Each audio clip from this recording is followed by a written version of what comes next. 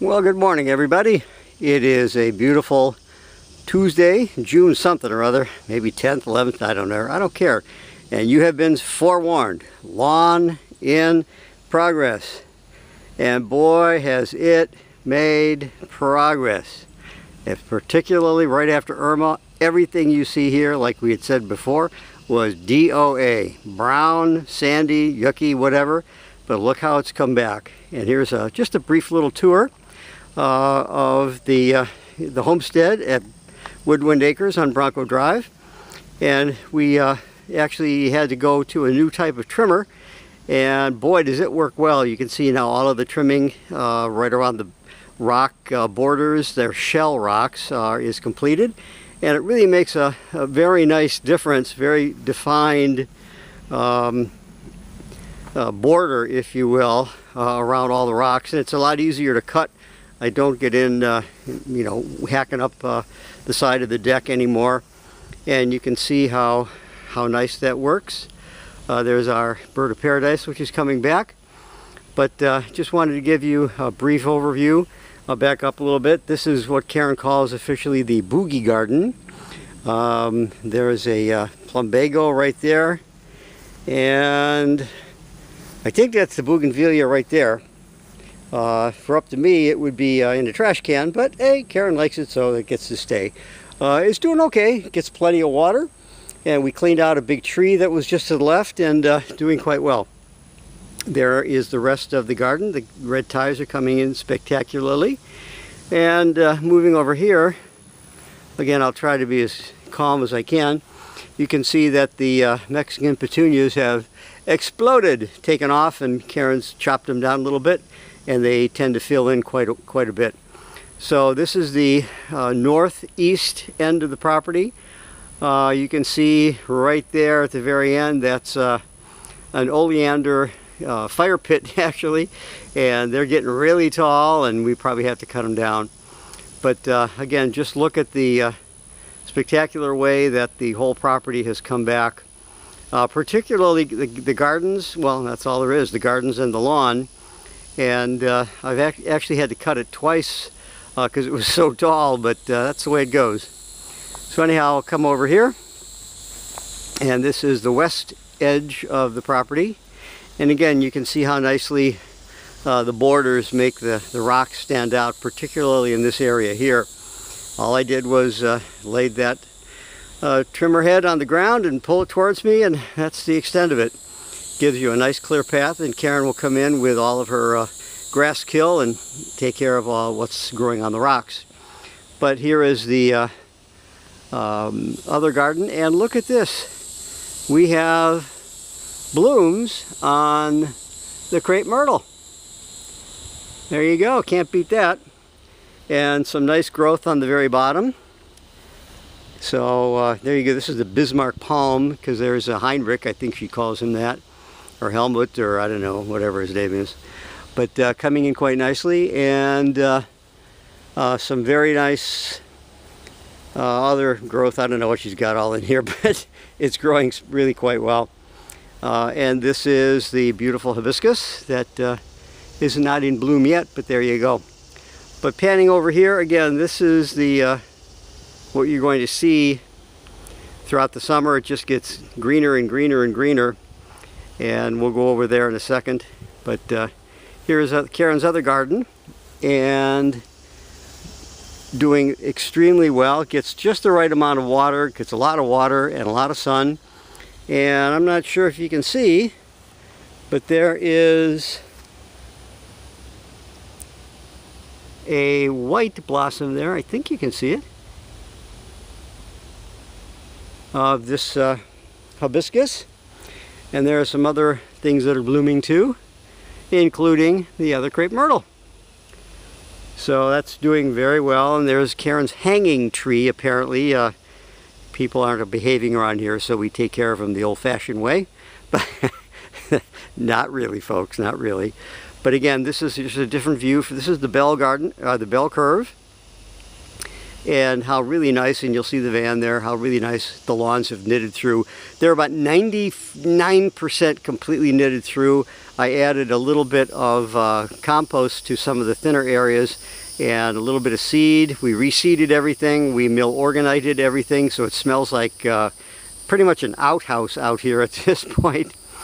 But that goes away in about a week or so of rain, and basically Milorganite is the summer fertilizer, which creates all sorts of wonderful organic things going on in the soil, and it actually creates its own fertilizer. So adds all sorts of stuff in the gardens that really are quite essential.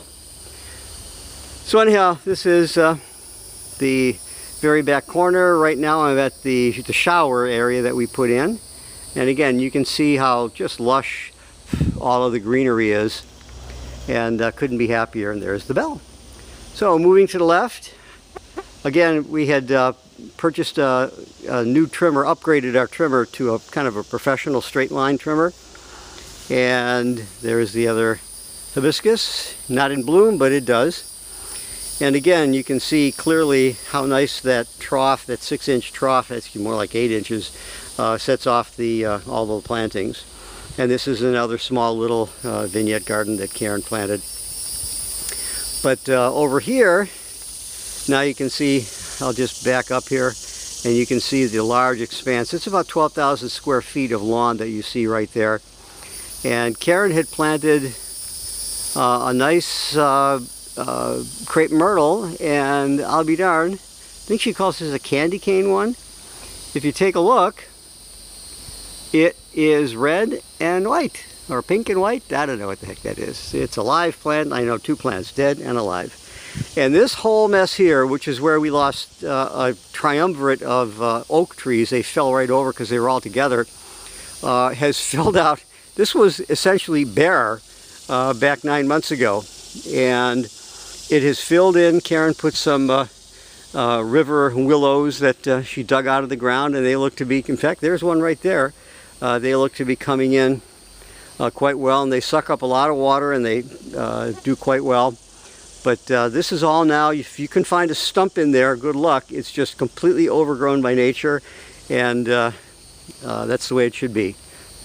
So, moving along, now we're going into the south lawn, and several more of Karen's gardens. She's got 3 gardens here. First of all, there is the famous gazebo, sitting all sorts of pretty, and it's completed. Did find another desiccated frog inside. I don't know how they're getting in. Probably they're small enough they fit under, there's a 1/4-inch gap under the door, which is appropriate, and they somehow get in and can't get out. But anyhow, this is how the lawns have come in. I just reseeded this whole thing with 25 pounds of Bahia grass seed. And I'll take you over here to Karen's garden, but before I do that, take a look at how all this has knitted in, and it's created its own garden. I mean, that's just the beauty of God and nature.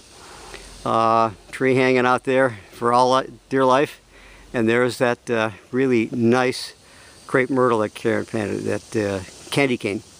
Anyhow, moving along, I was able to take that trimmer and go all the way around all of the gardens, which have the lattice work Karen put in.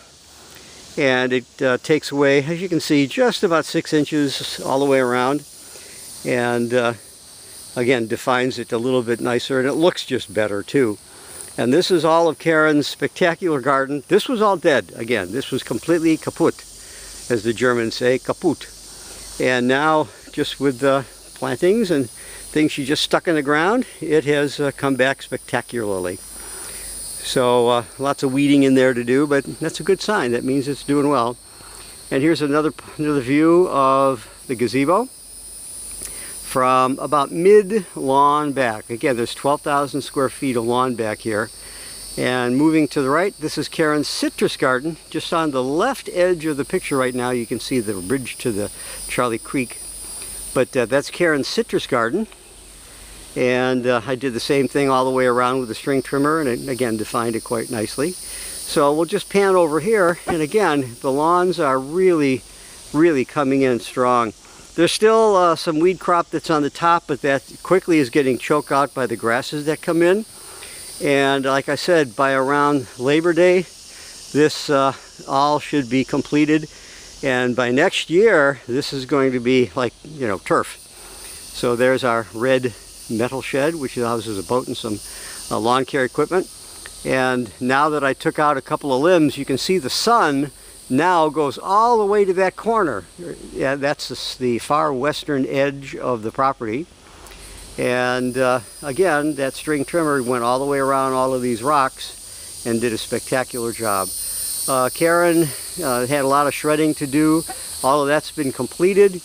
Now we're not sure what she's going to do with this particular plot. There are some ginger plants that are in there, and that's okay. So moving along here,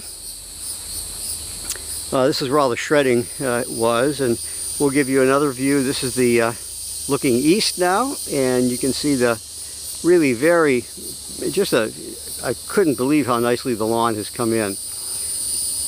And we go all the way to the oak garden. So I'll take you over here.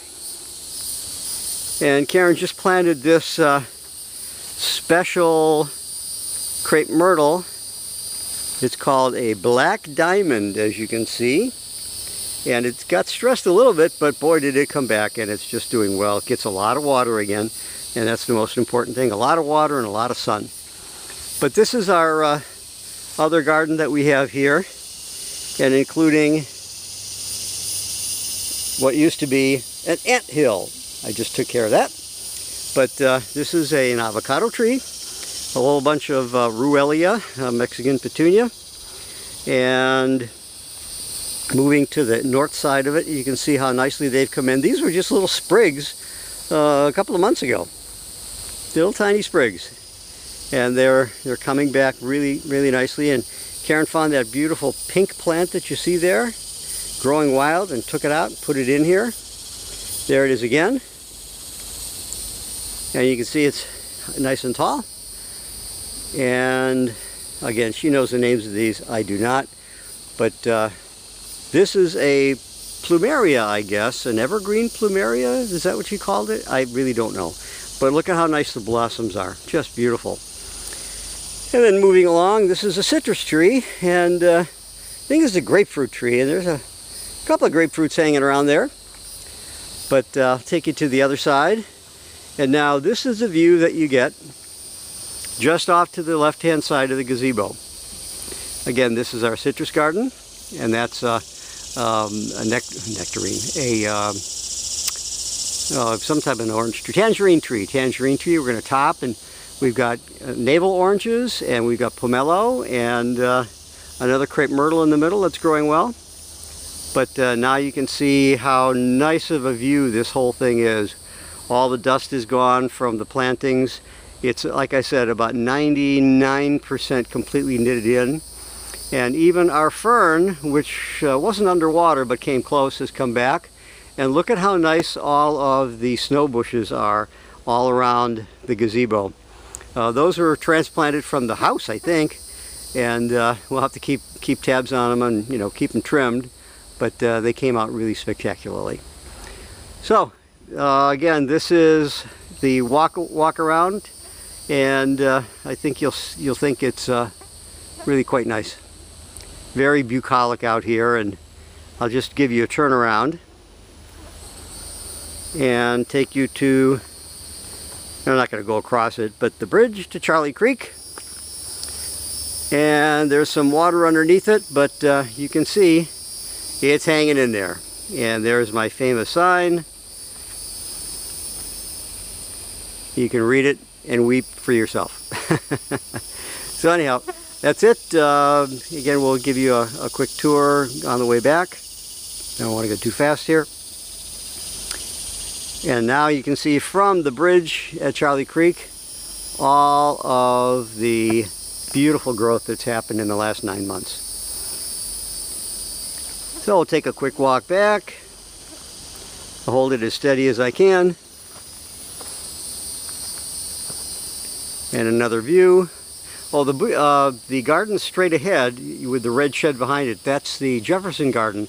We planted Thomas Jefferson's a plant that he had put in Monticello, and of course it got drowned out, but then they started coming back and now they're kind of reseeding themselves. There's a beautiful crepe myrtle sitting right there, and it's going to recover just beautifully.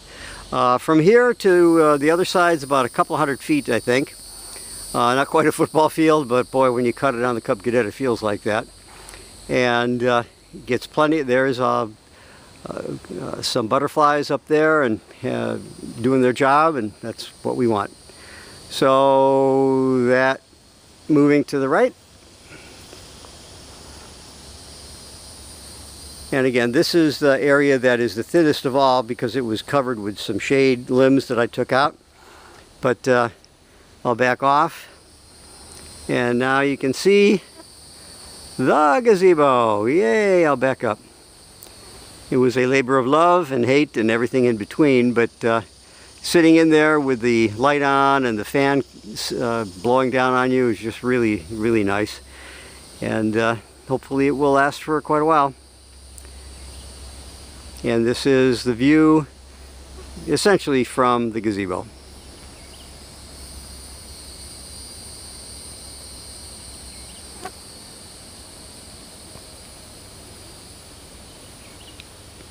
Now we're walking back up into the homestead area, but I wanted to show you this one thing.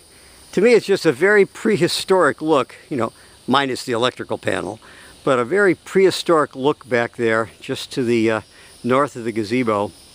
And this is how all of Florida looked a long time ago. There's the edge of the gazebo, but we kept it obviously all natural. When we shred stuff, we shred it back up in there so it eventually rots and goes back into the soil, but very, very prehistoric looking. Very quiet too. So, this now is right from the electrical panel, and this is the homestead lawn area that finally has come through. And again, if you had seen it 6 months ago, you would not believe it. You've seen it 4 months ago, you wouldn't believe it.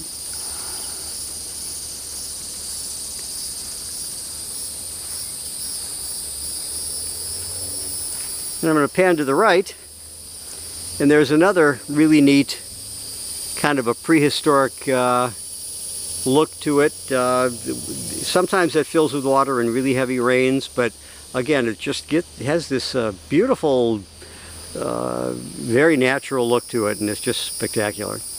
And then moving to the right again, there is the view of the South 40, as we say, and again to the right, and there's Karen's crepe myrtle, where the 3 oak trees, there were 3 small oak trees, but when one of them was big and the other 2 kind of wrapped around it, and they fell completely from this point. They fell right across this area, and the top of the branches stopped right there. Yuck. But they're gone. $750 to remove 1 tree, and this is what we're left with now. So God is good, nature is great. And this is back to the homestead and the travel trailer and Woodwind Acres, and there's the Woman of the Well, which is right here. This is our pump house, which is where our 200-foot deep well goes, and we call this woman the Woman of the Well, with Karen's beautiful caladium that are going like crazy. They're just huge. They're elephant ears. Forgot how many there are on it, but just great. And this is one final pan right from the corner of the shower. And this is what we get to see when we're here every morning at breakfast, and sometimes we have breakfast outdoors.